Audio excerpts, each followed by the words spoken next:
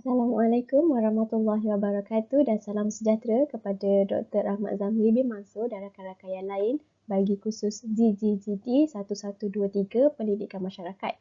Kami daripada kumpulan 18 dan tajuk kajian kami ialah faktor-faktor penyumbang peningkatan prestasi akademik pembelajaran atas talian.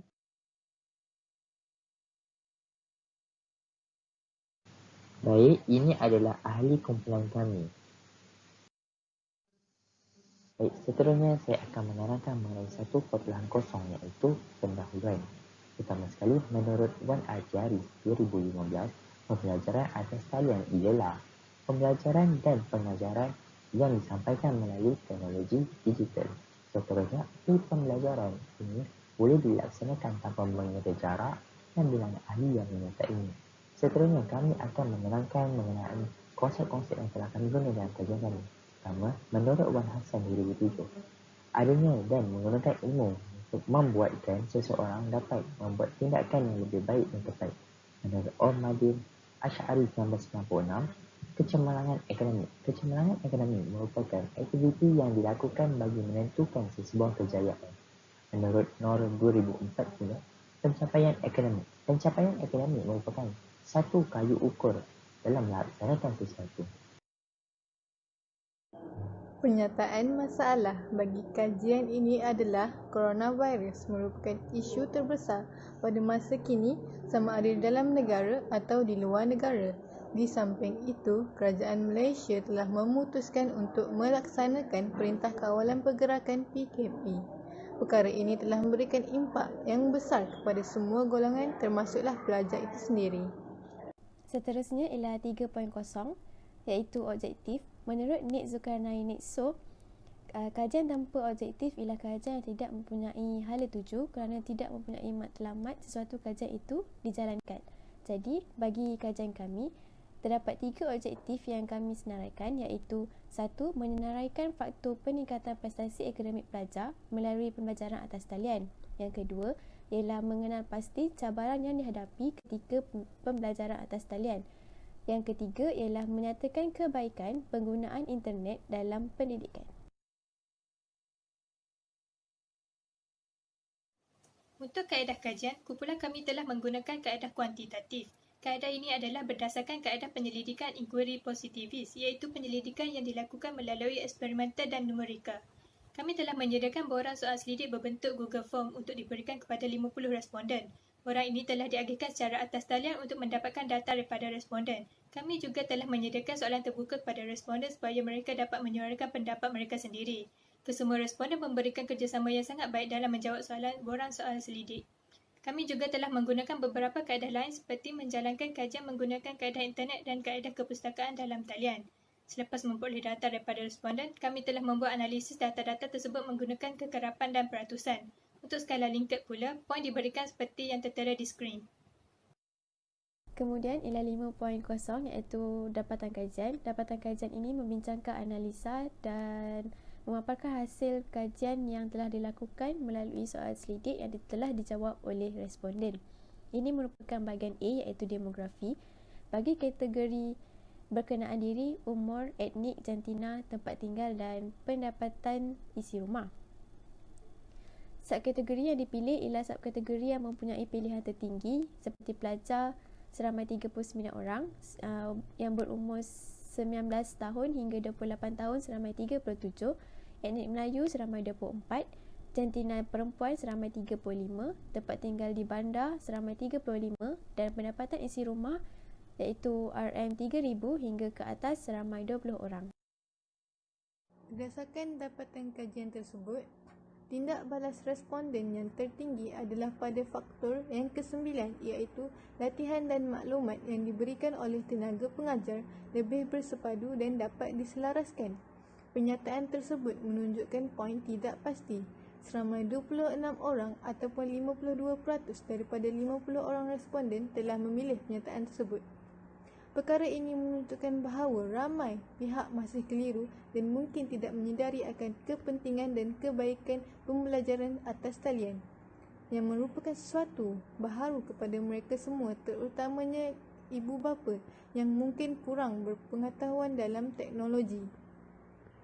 Elemen dalam soal selidik ini menekankan bahawa melalui pembelajaran atas talian, pendidik lebih mudah dalam menyediakan pengajaran dan pembelajaran dengan menggunakan platform tersedia ada seperti Google Meet. Oleh itu, latihan dan maklumat yang lebih berstruktur dan bersepadu akan dapat diselaraskan dengan baik. Baiklah, seterusnya berdasarkan dapatan kajian, kami juga mendapati bahawa respondents yang berpendirian dengan faktor 5 dan 9 adalah yang paling rendah sekali. Bagi faktor 5, iaitu pelbagai medium perantara yang boleh digunakan semasa sesi pembelajaran, hanya seorang sahaja yang tidak setuju dengan faktor itu. Bagi faktor 9 pula, iaitu latihan dan maklumat, yang diberikan oleh tenaga pengajar lebih bersepadu dan dapat diselaraskan, hanya seorang sahaja yang sangat tidak setuju dengan faktor tersebut. Baik, seterusnya saya akan menerangkan mengenai objektif kedua kami, iaitu cabaran yang dihadapi semasa pembelajaran atas talian. Menurut kajian kami, didapati nilai yang paling tinggi adalah untuk cabaran 6 bagi kenyataan setuju dan tidak pasti. Manakala untuk cabaran 9 pula adalah untuk kenyataan setuju. Cabaran 6 ialah saya berasa mudah salah faham ketika pembelajaran atas talian. Manakala untuk cabaran 9, kerja tenaga pengajar terganggu kerana tidak mempunyai peralatan untuk pembelajaran atas talian yang lengkap. Di samping itu, melalui kajian juga kami mendapati nilai yang paling rendah adalah untuk cabaran 5 dan cabaran 6. Masing-masing dengan kenyataan sangat tidak setuju. Cabaran 5, saya terikat dengan tanggungjawab di rumah, manakala untuk cabaran 6, saya berasa mudah salah faham ketika pembelajaran atas talian dilakukan.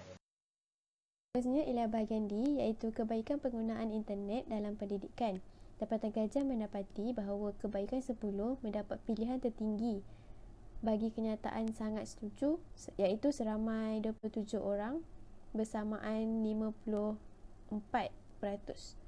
Item bagi kenyataan 10 ialah saya mendapati bahawa internet mempunyai pelbagai aplikasi pembelajaran yang menarik.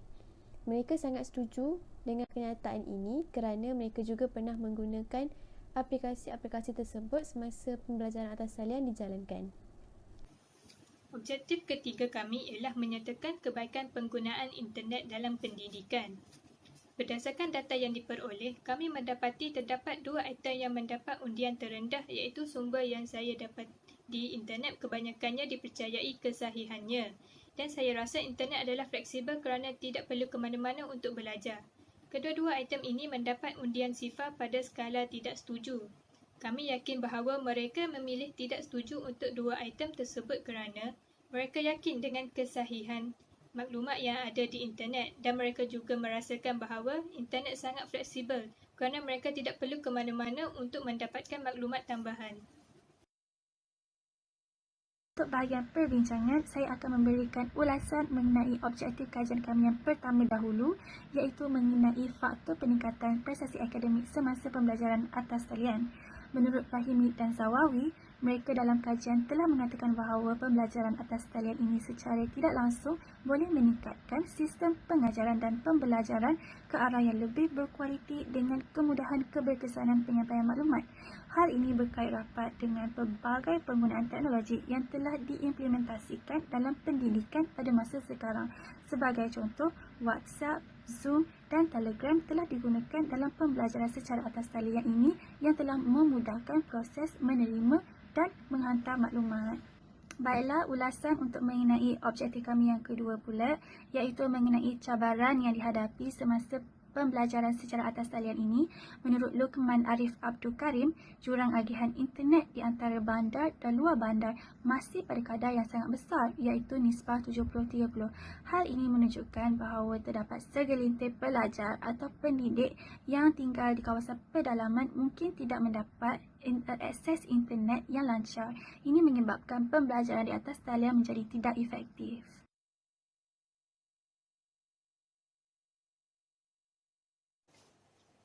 Kami juga mendapati bahawa responden sangat bersetuju bahawa internet memberikan banyak kebaikan kepada pelajar dalam pendidikan. Hal ini disebabkan oleh internet sudah dilengkapi dengan komponen-komponen yang dapat membantu pelajar dalam mencari maklumat. Laman web yang mengandungi maklumat yang bersifat terperinci dan dipercayai kesahihannya membantu pelajar mendapatkan maklumat tanpa rasa ragu-ragu. Melalui kajian juga, kami mendapati terdapat beberapa cadangan kajian yang kami dapat berikan kepada pengkaji-pengkaji akan datang. Yang pertama, melakukan kajian secara kaedah eksperimental. Yang kedua, menambah bilangan responden. Dan yang ketiga, mengubah kaedah kepada kaedah kualitatif. Kesimpulannya, dapatlah dirumuskan bahawa pencapaian akademik masih boleh dicapai dan ditingkatkan walaupun pembelajaran diadakan secara atas talian. Namun begitu, setiap orang sewajarnya memainkan peranan masing-masing dalam memastikan prestasi akademik mereka meningkat. Sekian, terima kasih.